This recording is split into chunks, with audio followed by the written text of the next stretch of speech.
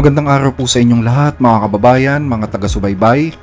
Muli po ay nandito na naman po kami para maghatid sa inyo ng pinaka-latest na mga kaganapan sa mga nangyayari po sa ating mundo, lalo na po dyan sa Middle East na ngayon po ay tinututukan po ng The Blessed Reader. Pero syempre ay bago po ang lahat, nagpapasalamat po kami sa patuloy ninyong pagbisita at pagtangkilik po sa aming programa. Diyan lamang po kayo at susunod na po ang ating mga balita.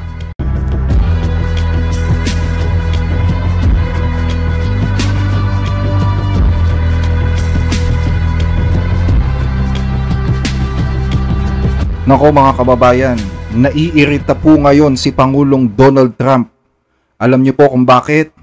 Dahil po dito sa video na lumabas kung saan nagsalita na po sa kauna-unahang pagkakataon ang Supreme Leader ng Iran. Pagkatapos nga po ng ilang araw na pagtatago habang nagaganap ang gera dyan sa kanyang bansa.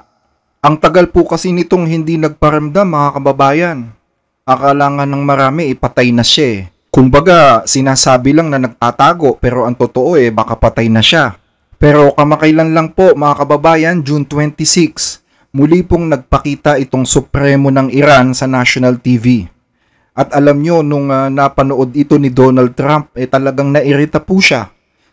Kahit naman siguro sino ang makapanood doon sa buong video na alam yung buong nangyari at sinubaybayan talaga yung gera, maiirita sa sinabi nitong Supremo. At mamaya mga kababayan, ipapanood ko po sa inyo yung buong speech ni Khamenei na ikinagalit po nito ni Trump at kayo na po ang humatol, ano po. At dahil nga po sa pagkairita, nag-post ngayon itong si Donald Trump sa kanyang social media account. Ang sabi po ng Presidente ng Amerika, bakit kaya itong tinatawag na kataas-taasang pinuno na si Ayatollah Ali Khamenei ng bansang Iran, na ang bansa'y winasak na ng digmaan, ay hayagan, at buong kahangalan na sinasabing nagwagi daw sila sa gera laban sa Israel, gayong alam naman niya na kasinungalingan yon. Na hindi totoo yon. Bilang isang tao na nagsasabi na mayroon siyang malaking pananampalataya, hindi dapat siya nagsisinungaling. Sira ang kanyang bansa, nawasak pati yung 3 nilang masasamang nuclear site, at alam ko eksakto kung saan siya nagtatago. At hindi ko pinayagan ng Israel, o ang sandatahang lakas ng Amerika, na walang duda ang pinakadakila at pinakamakapangyarihan sa mundo, na kitlin ang buhay niya. Iniligtas ko siya mula sa matinding kahihiyan at kamatayan, at hindi naman niya kailangang sabihin na, salamat Pangulong Trump. Sa katunayan, bago matapos ang gera, inutusan ko pa ang Israel na pauwiin ang napakaraming eroplano na papunta na sana sa Tehran, at handa nang magpakawala ng matinding pag-atake bilang huling bagso na pamatay. Di sana malaking pinsala na ang dinala niyan, at maraming Iranian sana ang mamamatay. Ito sana yung pinakamalaking pag-atake sa digmaan. Walang kapantay. Bago matapos ang gera, abala ako sa trabaho para lang matanggal na ang mga sanctions, at iba pang mga bagay na magdadala ng pag-asa sa Iran para sa isang buo, mabilis, at ganap na pagbangon. Nangangagat ang mga sanctions sa kanila. Pero hindi Ang isinukli pa nila sa akin ay galit, puot at pagkasuklam. Kaya itinigil ko agad lahat ng ginagawa ko para alisin yung mga sanctions at yung iba pa. Kailangan ng Iran na bumalik sa ayos ng mundo, dahil kung hindi ay lalo lang silang mapapahamak. Palagi na lang silang galit, agresibo, at walang kontento. At tingnan niyo kung saan sila dinala ng ganitong asal. Isang bansang sunog, wasak, at walang kinabukasan. Bagsak ang militar, miserable ang ekonomiya, at pinalilibutan ng kamatayan. Wala na silang pag-asa, at lalo pa itong lalala. Sana maisip ng pamunuan ng Iran na mas maraming makukuha sa pulot-pukyutan kaysa sa suka. Kapayapaan. Nadinig po ninyo? Gumawa na nga itong si Trump ng paraan para matigil yung gera, dahil aminin man ng Iran o hindi, talagang wasak na yung kanilang bansa. At yung mga tao ay hirap na hirap na. Biruin nyo nga lang, ang tindi ng gera pero walang bunker sa Iran na pwedeng pagtaguan ng mga tao. Hindi kagaya sa Israel na nagpagawa talaga ng mga bunker ang gobyerno para ang mga tao may pagtaguan. Sa Iran po wala kasi siguro iniisip nila na hindi sila aatakihin, walang maglalakas loob na umatake sa kanila. So yung mga tao doon, aminin man nila sa hindi, hirap na hirap din sila sa gera. Kaya gumawa ng paraan si Donald Trump para tapusin na po ito. dahil ayaw nga pong magpaawat ng Israel. Tapos itong si Khamenei lalabas at puro galit, poot, pagkamuhi ang sinasabi laban sa Amerika. Actually, tama naman po si Trump mga kababayan eh. Kung hindi dahil sa kanya, dapat patay na tong matandang ito eh. Kasi mainit ang manhunt sa kanya. Mainit ang manhunt sa kanya habang nagaganap ang gera.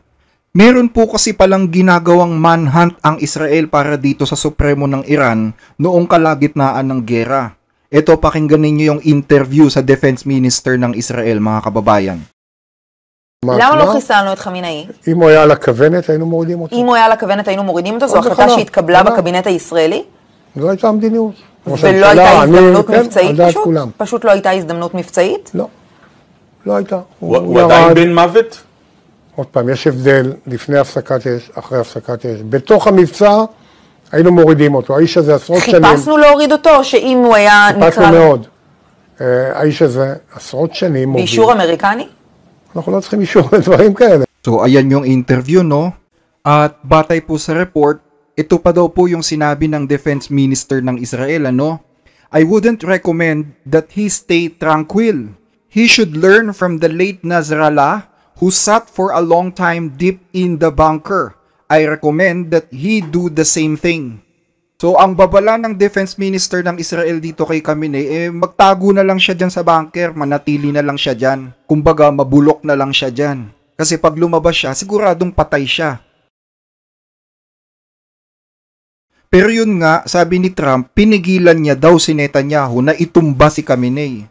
At bukod doon, pinigilan niya rin ang Israel sa final blow nito sa Iran. Dahil bago matapos ang gera, nagpadala ng 76 na fighter jet ang Israel para bombahin ang buong Iran. Kumbaga yun na yung magsisilbing final blow nila. Pero ang sabi nga ni Donald Trump sa kanyang post, pabalikin nyo yan. Pinabalik niya eh. Kung natuloy yun, sabi nga ni Donald Trump, malamang napakaraming patay. At yun na siguro ang magiging pinakamalakas na pag-atake sa buong kasaysayan ng mundo pag nagkataon. Pero pinigil niya. Tapos kamukat-mukat mo itong Supreme Leader na sabi nga ng iba parang wala daw utang na loob, ni hindi man lang daw nagpasalamat na buhay pa siya hanggang ngayon. Actually mga kababayan, wala naman dapat ipagtaka pa doon kasi talaga namang matagal nang pinapaikot ng rehimen dyan sa Iran yung kanilang mga kababayan. Tulad niyan, sabi ni Khamenei, wala naman daw nangyari sa pambobomba ng US sa mga nuclear facilities ng Iran. Wala daw nangyari. Pero mismong yung kanilang foreign minister na si Abbas Araghchi, umamin na malaki daw talaga ang pinsalang na idulot ng pag-atake ng Amerika. Ito, pakinggan ninyo yung foreign minister. Pero malinaw na kung gusto nilang inspeksyonin ang mga pasilidad na nawasak, ang layunin talaga nila ay malaman kung gaano kalaki ang naging pinsala. Siyempre, masasabi kong sobra ang pinsala at seryoso. See? O paano ngayon yan? Sino ngayon ang nagsasabi ng totoo dito? Yung Supremo o yung Foreign Minister? At ito pa, ayon sa isang opisyal ng gobyerno dyan din sa Iran, ayaw daw talaga ng Iran ng ceasefire. Ayaw nila. Ang Amerika lang daw at ang Israel ang nagmamakaawa sa kanila na magkaroon na ng ceasefire dahil natatakot na daw at malaki na daw ang nawawasak sa kanila. Ito, pakinggan ninyo sa isang balita, ano? Ang sabi dito, enemies of the Islamic Republic imposed a ceasefire out of fear. Natatakot daw yung mga kalaban ng Iran kaya nanghihingi ng ceasefire.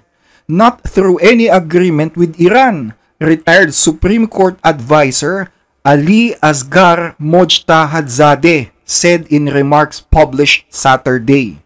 Speaking to Rasa News, Mojtahadzadeh said Iran made no deal and did not seek peace. Ayaw daw ng Iran ng kapayapaan. While the United States and Israel called for a halt to fighting after suffering heavy losses. So nagmakaawa daw ang US at ang Israel dahil malaki na nga daw yung nasisira.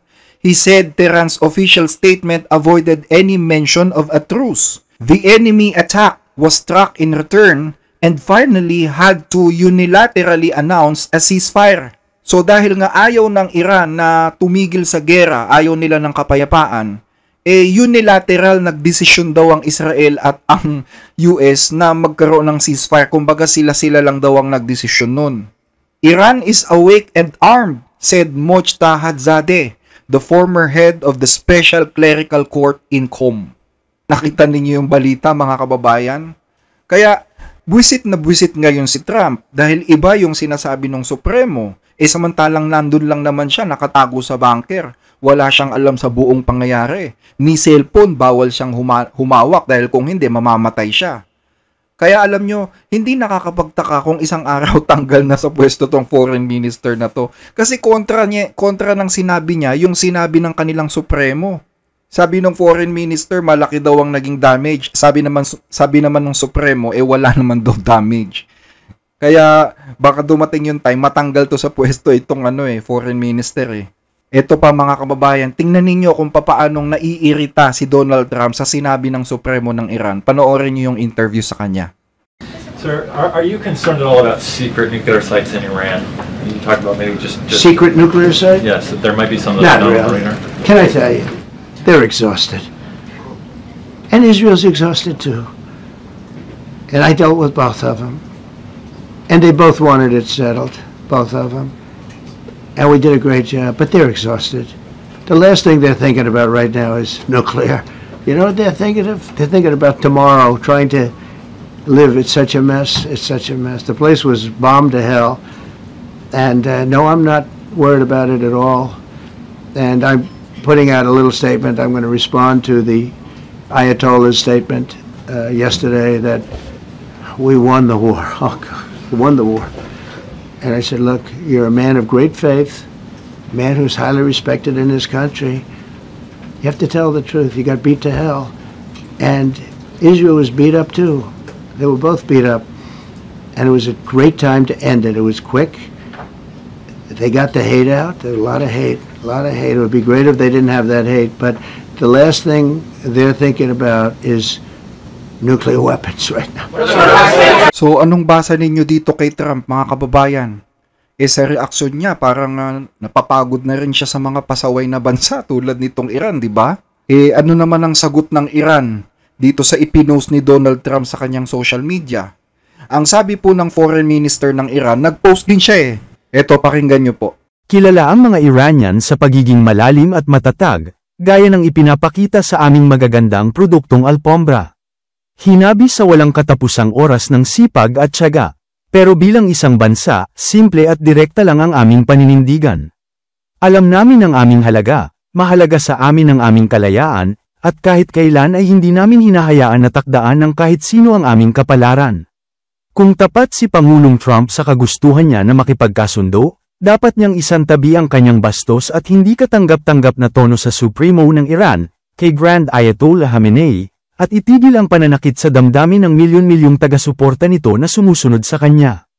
Ipinakita ng dakila at makapangyarihang sambayanan ng mga Iranian na wala nang ibang pagpipilian ang rehimeng Israeli kundi ang magsumbong sa kanyang tatay para makaiwas sa ganap na pagkawasak mula sa aming mga missiles.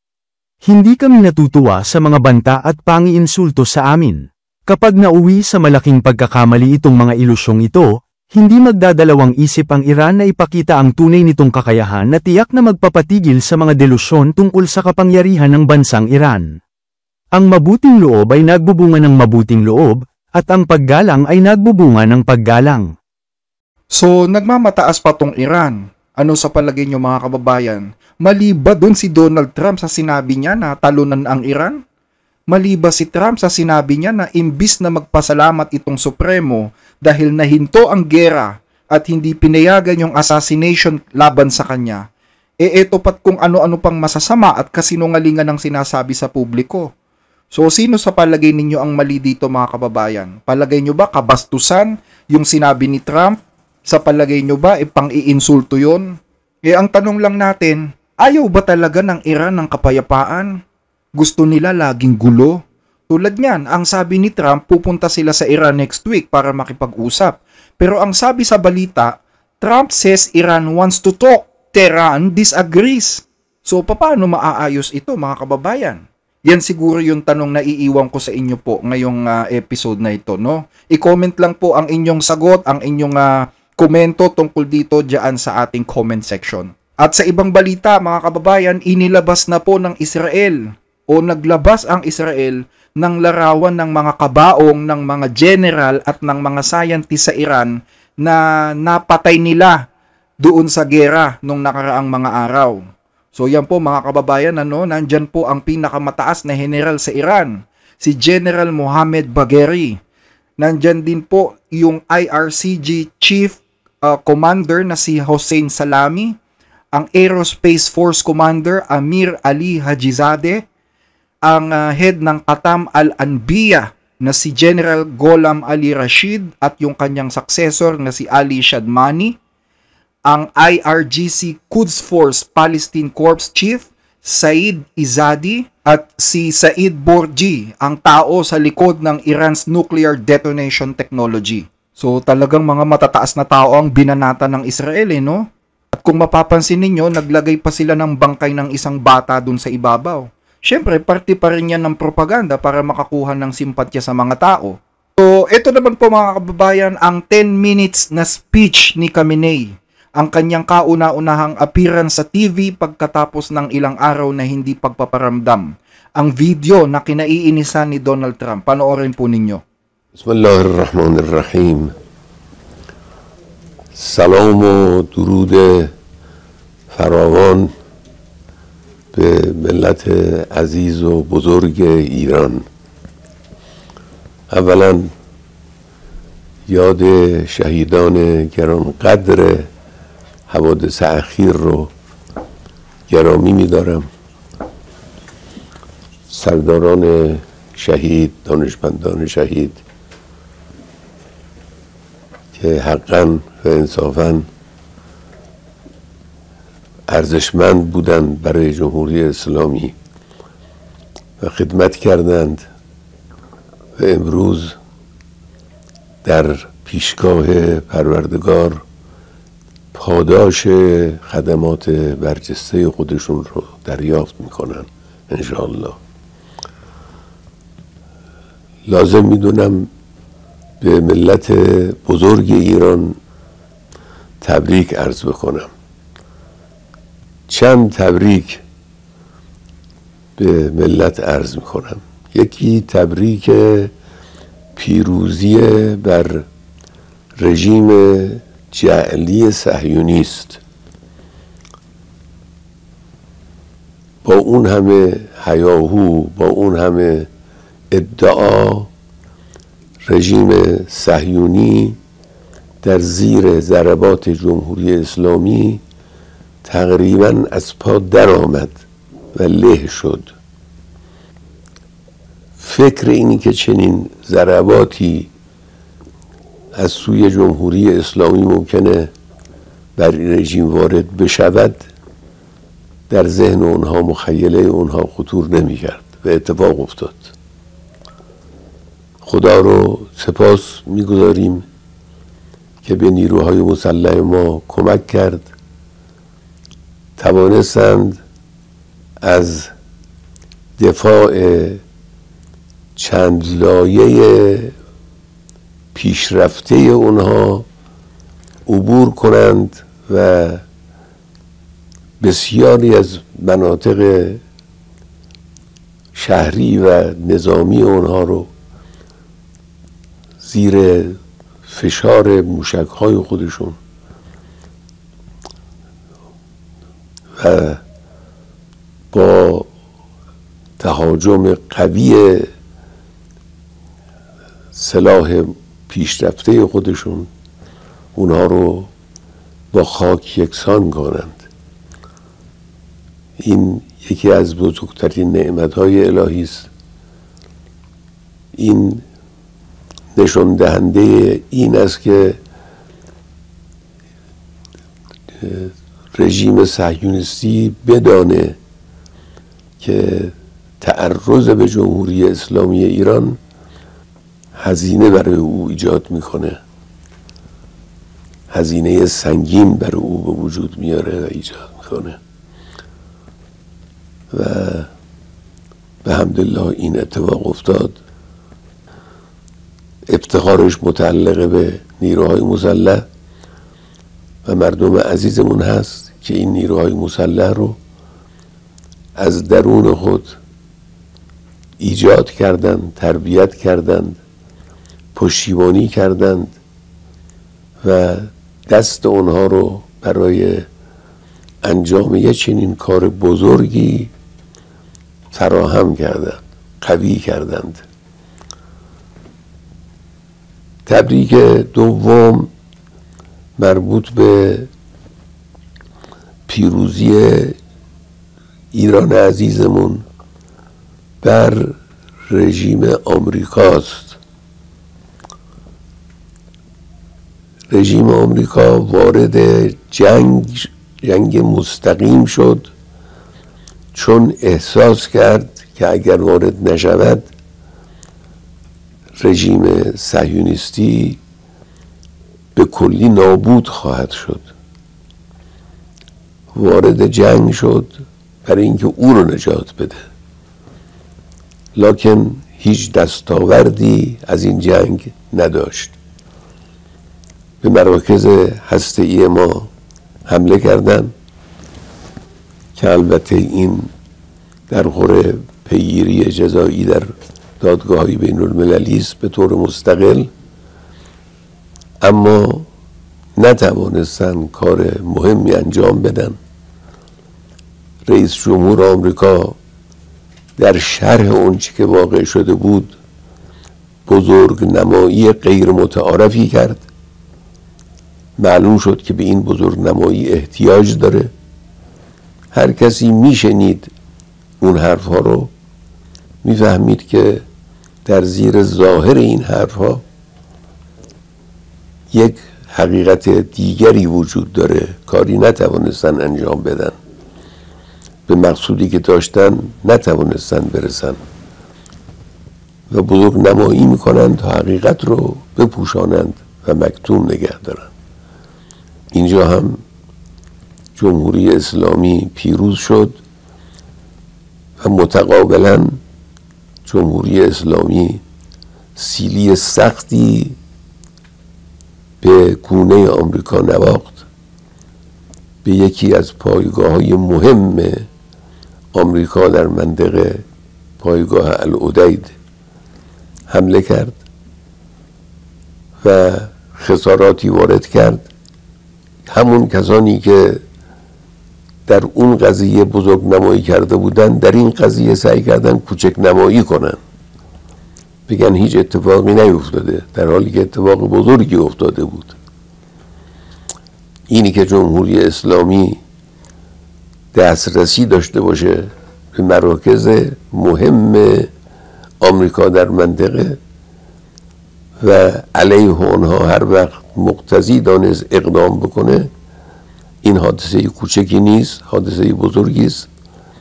در آینده هم این حادثه قابل تکرار است در صورتی که تعرضی صورت بگیره. هزینه دشمن، هزینه متعرض قطعاً بالایی خواهد بود. تبریک سوم تبریک اتحاد و اتفاق فوق‌العاده ملت ایرانه. الحمدلله یک ملت در حدود 90 میلیون جمعیت، یک پارچه، یک صدا، شانه به شانه در کنار هم، بدون هیچ گونه تفاوتی در خواسته ها، در مقاصدی که ابراز می کنند، ایستادن، شعار دادن، حرف زدن، از رفتار نیروهای مسلح حمایت کردند. بعد از این هم همین خواهد بود. ملت ایران بزرگواری خودش رو، شخصیت برجسته و ممتاز خودش رو نشان داد تو این قضیه و نشان داد که در هنگام لازم یک صدا از این ملت شنیده خواهد شد و به حمدالله این اتفاق افتاد. نکته‌ای که من میخوام به عنوان یک نقطه اساسی عرایزم عرض بکنم اینه که رئیس جمهور آمریکا در یکی از بیاناتش و اظهاراتش گفت ایران باید تسلیم بشود، تسلیم بشه. بحث غنیسازی دیگه نیست، بحث صنعت هسته‌ای نیست، بحث تسلیم ایران است. خب البته این حرف برای دهان رئیس جمهور آمریکا خیلی بزرگه. ایران با عظمت، ایران با این تاریخ، ایران با این فرهنگ، ایران با این عزم پولادین ملی، اسم تسلیم برای یک چنین کشوری مایه استهزاء کسانی است که ملت ایران رو میشناسند. لکن این اظهار او یک حقیقتی رو لو داد. آمریکایی ها از اول انقلاب با ایران اسلامی مشغول معارضه هستند، پنجه میافکنند، هر دفعه هم یه بهانه‌ای دارن. یه بار حقوق بشره، یه بار دفاع از دموکراسی است، یه بار حقوق زنه، یک بار غنیسازی است، یک بار اصل مسئله هسته‌ای است، یک بار مسئله ساخت موشک. بهانه‌های گوناگونی میارن، اما باطن قضیه یک چیز بیشتر نیست و او تسلیم ایرانه.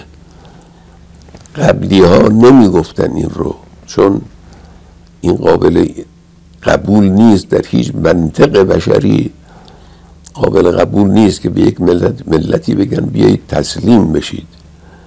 لذا اون رو زیر عناوین دیگری پنهان میکردن.